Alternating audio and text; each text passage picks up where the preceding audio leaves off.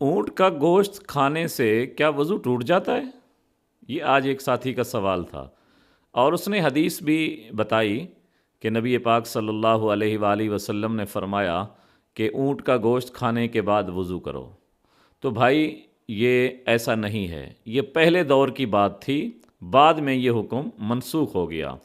بلکہ بعض علماء نے لکھا ہے کہ جو نبی پاک صلی اللہ علیہ وسلم نے یہ فرمایا کہ اونٹ کا گوشت کھانے کے بعد وضو کرو، تو اس سے مراد ہاتھ وغیرہ دھونا ہے، کیونکہ اونٹ کے گوشت میں چکنائی زیادہ ہوتی ہے۔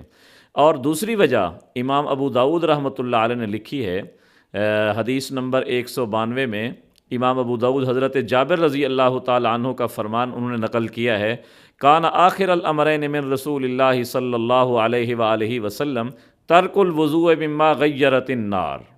حضرت جابر کہتے ہیں کہ نبی پاک صلی اللہ علیہ وآلہ وسلم کا آخری عمل یہی تھا کہ آپ نے آگ پر پکی ہوئی چیزوں کے استعمال کرنے سے وضو کرنا چھوڑ دیا تھا۔ پہلے وضو کرتے تھے، لیکن آخر دور میں آپ نے اس پر عمل چھوڑ دیا، یعنی اب جون سا گوشت بھی ہو، جون سی چیز بھی آگ پر پکی ہوئی ہو، اس کے کھانے سے وضو نہیں ٹوٹتا۔